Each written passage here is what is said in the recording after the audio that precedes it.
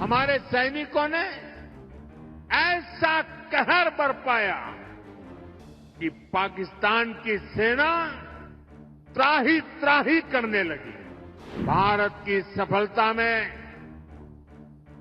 मणिपुर के भी अनेक वीर बेटे बेटियों का शौर्य शामिल है। मणिपुर में शांति और स्थिरता आए, यहां के लोगों के हित सुरक्षित रहे, जो कैंपों में रहने को मजबूर है उनका जीवन फिर पटरी पर आए। सरकार द्वारा विस्थापितों के लिए 7,000 नए घर स्वीकृत किए गए हैं। हाल ही में केंद्र सरकार ने मणिपुर के लिए लगभग 3,000 करोड़ रुपए का विशेष पैकेज भी घोषित किया है। मणिपुर की हजारों वर्ष पुरानी समृद्ध विरासत है। यहां संस्कृति की जड़ें मजबूत है, गहरी है। मणिपुर मां भारती के मुकुट पर सजा मुकुट रत्न है। इसलिए हमें मणिपुर की विकासवादी छवि को निरंतर मजबूत करना है। मणिपुर में किसी भी तरह की हिंसा दुर्भाग्यपूर्ण है। ये हिंसा हमारे पूर्वजों और हमारी भावी पीढ़ी के साथ भी बहुत बड़ा अन्याय है। इसलिए हमें मणिपुर को लगातार शांति और विकास के रास्ते पर आगे लेके जाना और मिलकर के जाना है। भारत की आजादी की लड़ाई में, भारत की रक्षा में मणिपुर के योगदान से हमें प्रेरणा लेनी है। ये मणिपुर की ही धरती थी जहां इंडियन नेशनल आर्मी ने पहली बार भारत का अपना ध्वज फहराया था। नेताजी सुभाष ने मणिपुर को भारत की आजादी का द्वार कहा था। इसी मिट्टी ने अनेक वीर बलिदान दिए हैं। हमारी सरकार मणिपुर के ऐसे हर महान व्यक्तित्व से प्रेरणा लेते हुए आगे बढ़ रही है। हमारी सरकार ने और एक बड़ा कदम उठाया है। अंडमान और निकोबार द्वीप में माउंट हैरियट का नाम बदलकर माउंट मणिपुर रखा गया है। ये मणिपुरी स्वतंत्रता सेनानियों को भारत के 140 करोड़ देशवासियों की श्रद्धांजलि है। साथियों, आज भी मणिपुर की अनेक संतानें देश के अलग अलग हिस्सों में मां भारती की रक्षा में जुटी है। अभी ऑपरेशन सिंदूर में दुनिया ने भारत की सेना के सामर्थ्य को देखा है।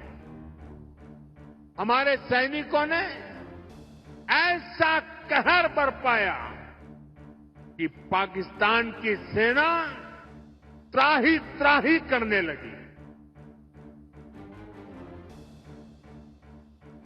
भारत की सफलता में मणिपुर के भी अनेक वीर बेटे बेटियों का शौर्य शामिल है।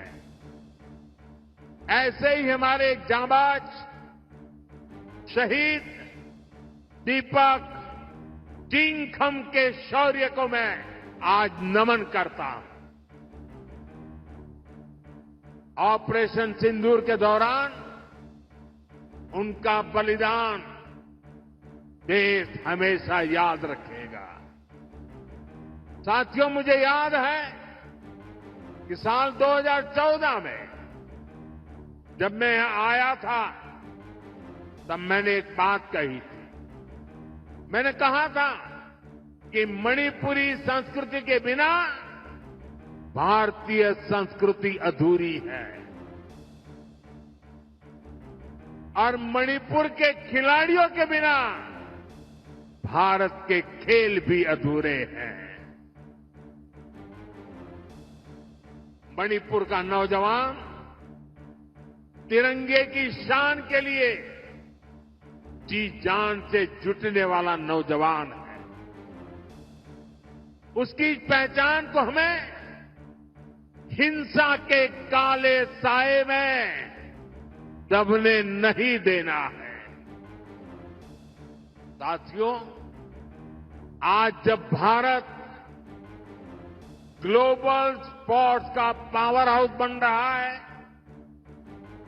तब मणिपुर के नौजवानों का दायित्व और भी अधिक है। इसलिए तो पहली नेशनल स्पोर्ट्स यूनिवर्सिटी के लिए भारत सरकार ने मणिपुर को चुना। खेलो इंडिया स्कीम और ओलंपिक पोडियम स्कीम से आज मणिपुर के अनेक खिलाड़ियों को प्रोत्साहन दिया जा रहा है। मणिपुर के युवाओं के लिए यहां आधुनिक स्पोर्ट्स इंफ्रास्ट्रक्चर भी बनाया जा रहा है। पोलो को बढ़ावा देने के लिए यहां दुनिया की सबसे ऊंची पोलो प्रतिमा के साथ मार्जिन पोलो कॉम्प्लेक्स स्थापित किया गया है। यहां के ओलंपियंस को सम्मानित करने के लिए ओलंपियन पार्क भी बनाया गया है।